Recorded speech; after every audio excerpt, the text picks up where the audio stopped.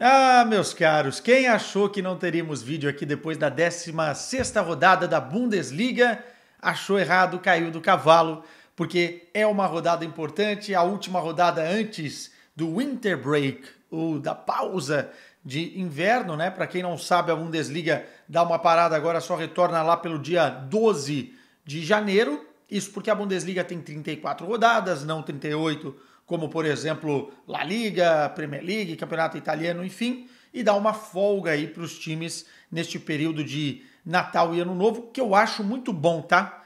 Porque o ritmo é pesado, a gente sabe que a carga de jogos é muito alta e essa parada pode ser estratégica não apenas para recuperar alguns jogadores, não apenas para ter mais tempo para treinar, mas também para ir ao mercado, né? Planejar um pouquinho alguns erros estratégicos que as equipes cometeram no mercado de verão e que agora podem ser corrigidos pontualmente no mercado de inverno. Por isso que eu gosto tanto desta pausa e acho que deveria ser aplicada a outros campeonatos. Obviamente que na Premier League você não consegue fazer isso, porque, enfim, tem o Boxing Day, as tradições por lá e tal, mas mesmo assim é muito legal. O Harry Kane deu uma entrevista depois do jogo desta quarta-feira contra o Wolfsburg, e a gente vai falar sobre o jogo aqui, dizendo que vai sacanear os amigos, ligando para eles e mandando mensagens, a galera que joga na Premier League, porque ele vai estar em alguma praia de férias. Também é uma forma do cara fugir do inverno, porque na Alemanha o bicho pega. Primeiro de tudo, antes de falar do jogo do Bayer Leverkusen e do Bayern de Munique, obviamente a gente vai fazer também nesse vídeo aqui uma análise da tabela dos próximos confrontos dessas duas equipes. Vamos projetar o que pode ou não acontecer, mas antes de tudo isso eu queria agradecer vocês. 29 mil inscritos já, eu acho que a gente vai bater 30 mil até o início do próximo ano. Queria bater antes do dia 31, mas é difícil. Vamos ver amanhã no Gelada com Quesada, vou tentar fazer com que vocês me ajudem nessa. Mas só deixando o like, dando aquela força, comentários como vocês já fazem. Quem não é inscrito no canal, vai lá, enche o saco do que precisa se inscrever e tal. Pô, já ajuda bastante. Então, obrigado, tá? De coração. Estamos chegando a números muito interessantes aqui. E conteúdo, né? Conteúdo para vocês é o que eu penso diariamente. Apesar de que tem algumas mudanças para fazer em 2024, mas isso a gente deixa mais para frente. Vamos começar falando da tabela de classificação, porque eu acho que é importante a gente ponderar algumas coisas. Vou colocar na tela para vocês e vou ler aqui também na minha colinha. Depois dos jogos de ontem, né, o Bayer Leverkusen venceu o Bochum por 4-0, o Bayern de Munique venceu o Wolfsburg fora de casa, jogo duro, 2-1. A tabela ficou dessa forma. 16 jogos para o Bayer Leverkusen, 42 pontos. O Bayern de Munique tem um jogo a menos, aquele jogo que vai ter que fazer em janeiro contra o Union Berlin, porque foi adiado na sequência da tempestade de neve que caiu em Munique. Tem 38 pontos, são 4 pontos separando. Com esse jogo a menos, se o Bayern vencer, vai ficar 1 ponto de diferença e essa é a briga pelo título. Não vai ser outra briga, é essa daí. Não vejo o Stuttgart chegando forte para brigar pelo título e acho que o RB Leipzig também, por oscilar muitas vezes nessa temporada, não vai beliscar essa briga. E aí o que preocupa na sequência é o Borussia Dortmund. O torcedor aurinegro já ligou um sinal de alerta, porque assim, se ficar fora dos 4 primeiros, vai ter que contar com a pontuação da UEFA para abrir mais uma vaga, a 5ª vaga, né? Lembremos que as mudanças no formato da próxima Liga dos Campeões, elas acontecem no novo ciclo que começa a partir de 2024-2025. E aí, 2 países no ranking vão ter uma vaga a mais. A Alemanha está em 2º lugar nesse ranking que eu estou mencionando, então pode ser que a Bundesliga tenha essa vaga e o Borussia Dortmund não se preocupe tanto. Agora, é óbvio que o torcedor está chateado, né? O time perdeu pontos, empatou novamente na terça-feira, vem perdendo pontos dentro de casa, não consegue ter um nível de exibição constante, joga bem alguns jogos, joga mal outros jogos, joga bem alguns momentos do jogo e depois joga mal no mesmo jogo, aquela roleta russa, aquela montanha russa, por melhor dizer, que é complicadíssimo, né? E o torcedor tem todo o direito de questionar o treinador, a atitude dos jogadores, tudo isso e muito mais. Eu acho que o Borussia Dortmund hoje é uma panela de pressão e só não estourou porque o time conseguiu se classificar em primeiro lugar no grupo da morte da Liga dos Campeões. Mas não é do Borussia que a gente vai aprofundar aqui. Vamos começar falando do jogo do Bayer Leverkusen. Porque, cara, mais uma goleada, 4-0. Os números do Bayer Leverkusen nessa temporada são impressionantes. O time tem 25 jogos, contando as 3 competições, né? Europa League, Bundesliga e a Pokal. 81 gols marcados, só 18 gols sofridos. Na Bundesliga são 46 gols e 12 gols sofridos. É uma máquina de jogar futebol essa equipe do Xabi Alonso. Coloca uma espada no pescoço do Bayern de Munique nessa temporada, que não pode vacilar, não pode fazer o que fez na temporada passada, porque senão vai perder esse título por Bayer Leverkusen. E mostra um futebol que, para mim, já disse aqui algumas vezes, é o mais bonito da Europa. Nesse jogo contra o Bochum, obviamente, em caso o adversário é um pouco mais frágil, brigando na parte de baixo da tabela, o Xabi Alonso, por conta da Copa das Nações Africanas, vai perder alguns jogadores em janeiro. E que é um mês importantíssimo para o Bayer Leverkusen tentar manter uma vantagem para cima do Bayern de Munique na liderança. Porque dia 10 de fevereiro, e a gente daqui a pouco vai olhar a sequência dos jogos, 10 de fevereiro tem o duelo entre Bayern de Munique e Bayer Leverkusen.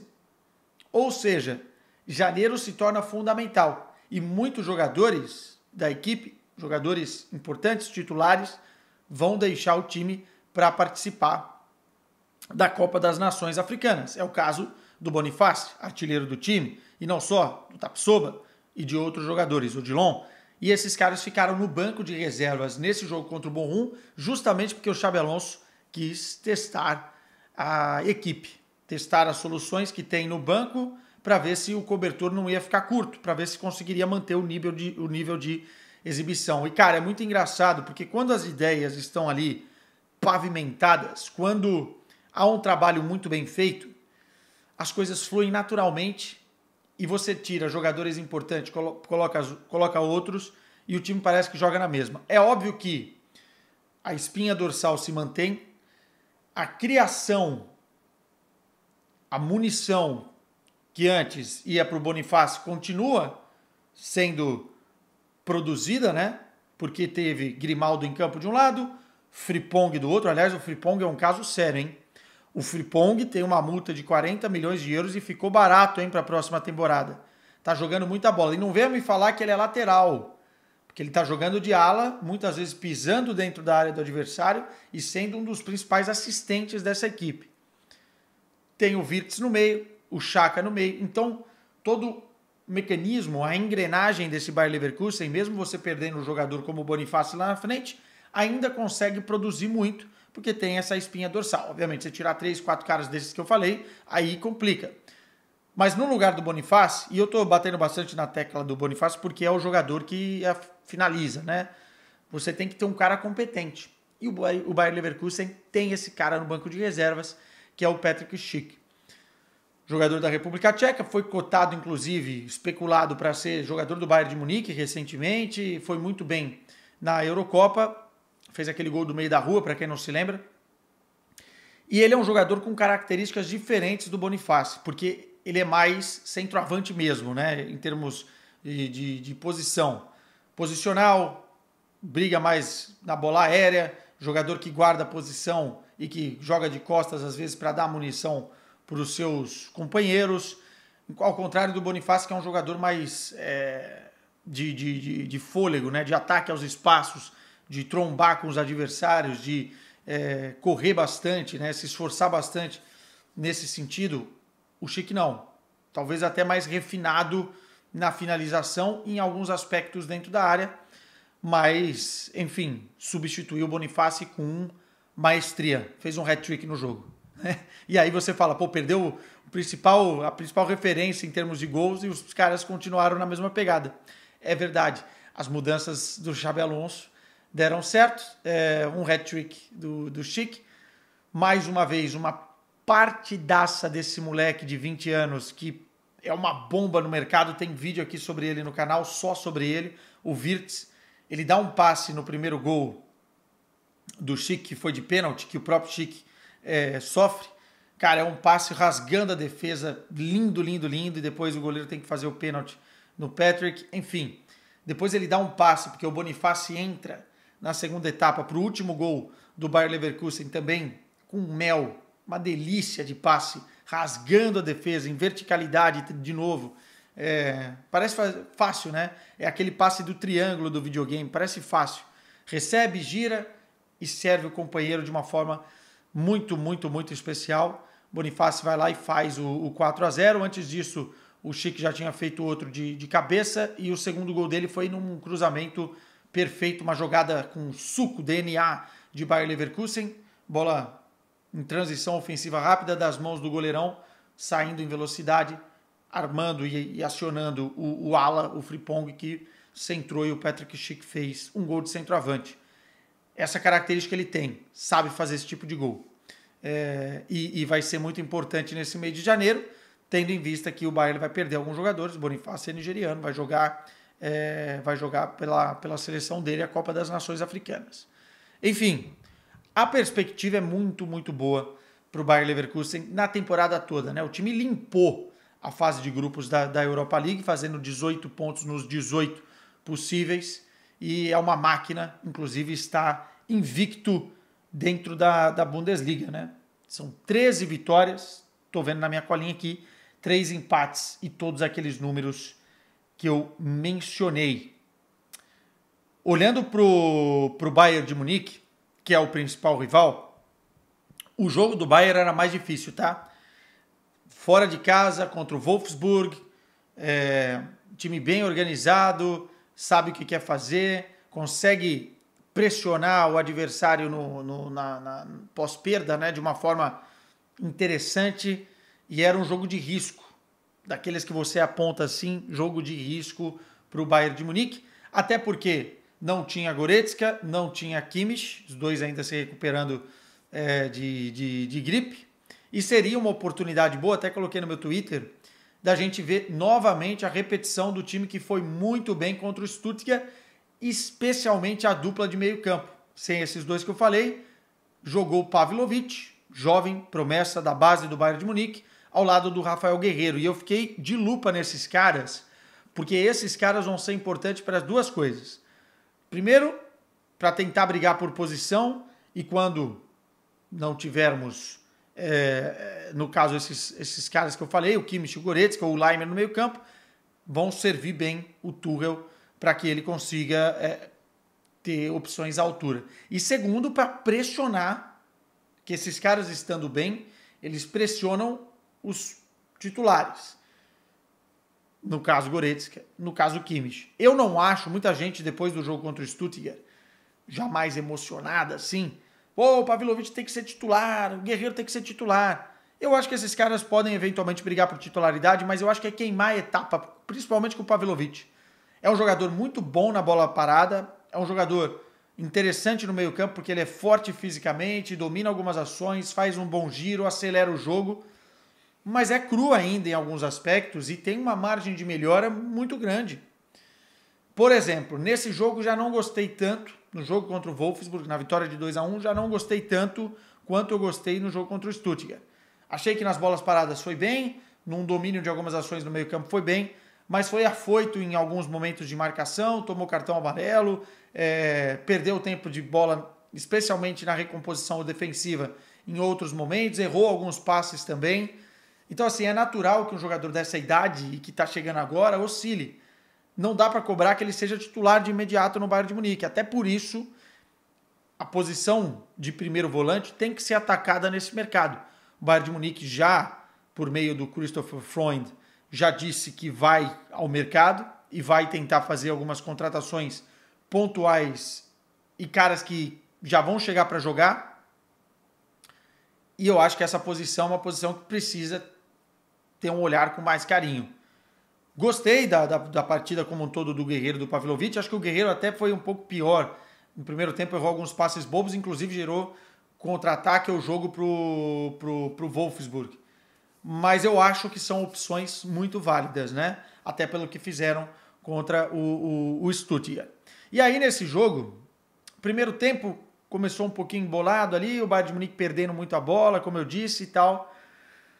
Mas eu destaco a influência no jogo e a segunda partida em altíssimo nível que fez o Thomas Müller. Não só pelas assistências, porque isso a gente já está acostumado, é um garçom, renovou o contrato agora até 2025, mas também pela inteligência e pelo jogo que ele gera caindo nos espaços que ele precisa cair. Não é um jogador que vai te entregar drible, não é um jogador que vai te entregar um volume de finalização gigantesco, mas é um jogador que vai fazer a engrenagem girar melhor e vai ter que ser mais utilizado.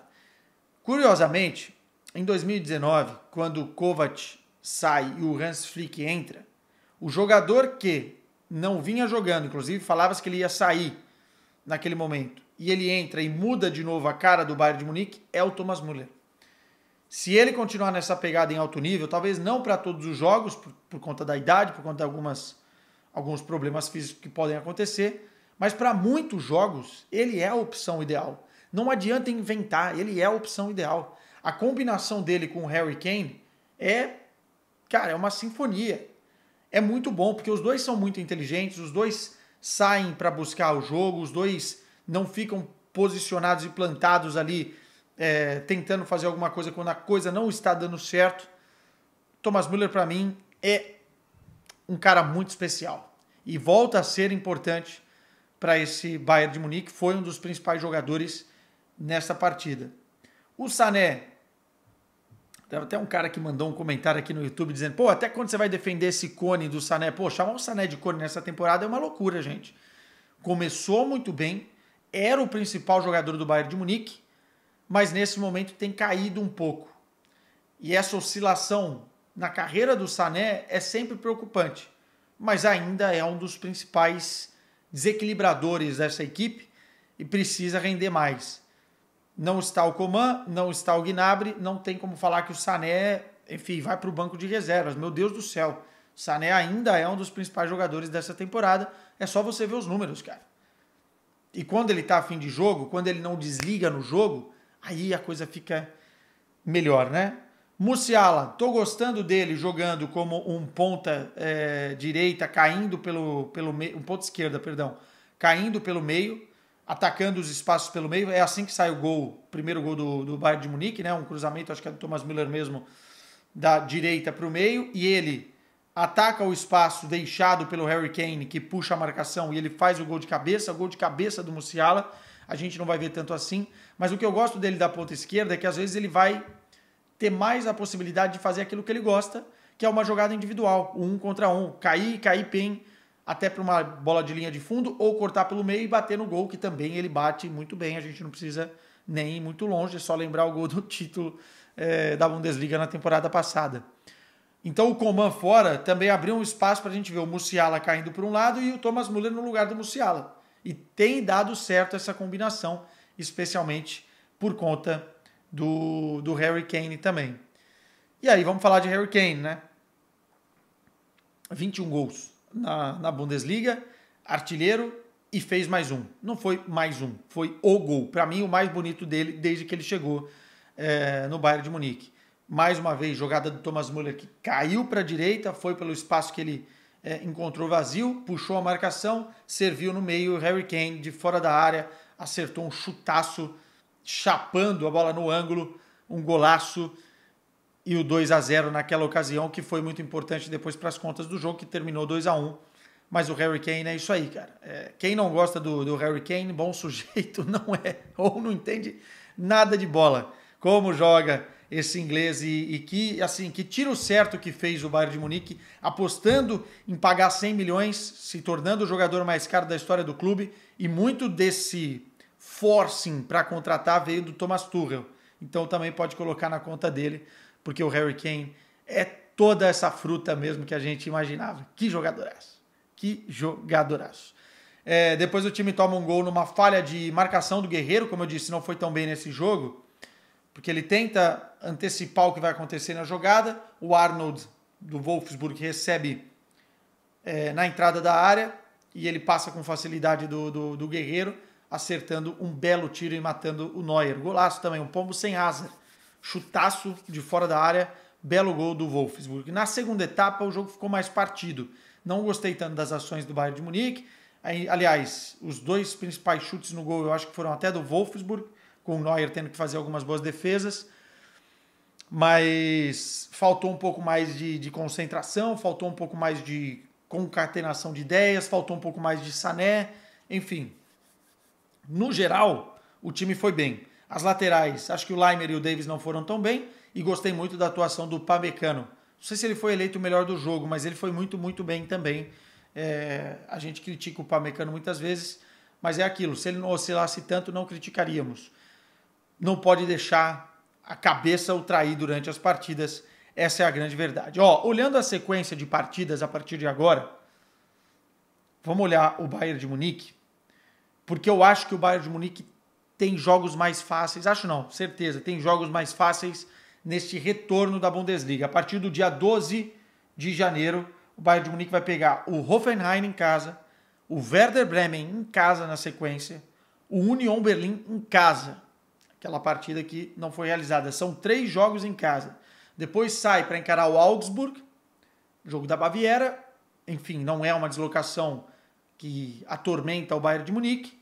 E depois joga em casa com o Borussia Mönchengladbach. Esses são os 5 jogos do Bayern de Munique antes de encarar o Bayer Leverkusen no dia 10 de fevereiro.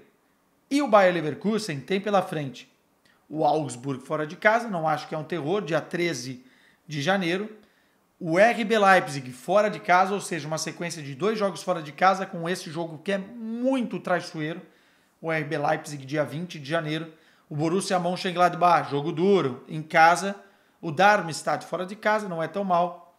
Joga pela Pokal contra o Stuttgart, jogo duro novamente, ou seja, tem mais um jogo difícil, dia 6. E depois, dia 10, enfrenta o Bayern de Munique em casa. Esse jogo é para parar, a Alemanha já anota na agenda de vocês e ele é antes do retorno da Europa League e da Liga dos Campeões da Europa. Vamos ver o que vai acontecer no mercado de inverno, importante mês de janeiro. Não sei se a parada vai ser tão boa assim em termos de tempo para treinar, porque quando o Bayern de Munique teve tempo para treinar na data FIFA, o time voltou pior. Eu acredito que tendo todos os jogadores à disposição, né, muitos deles não saíram, não vão sair, obviamente, porque não é data FIFA, não é jogos de seleções. Eu acho que pode ser uma mais-valia para o Tuchel começar a encarnar um time que realmente vai ter que incomodar, especialmente na Liga dos Campeões também. Mas isso tudo é previsões. E previsões, a gente trabalha aqui com a realidade. Vamos ver como é que fica. Beijo para vocês. Nesta sexta-feira tem Gelada com Quesada, mas o programa será gravado, porque eu vou dar folga por mestre cervejeiro. Precisa curtir a família, precisa fazer a gelada dele. Então os próximos 2 programas serão gravados, mas eu espero com todo o carinho do mundo a presença de vocês. Obrigado, se inscreve no canal porque eu quero bater 30 mil, hein? Beijo!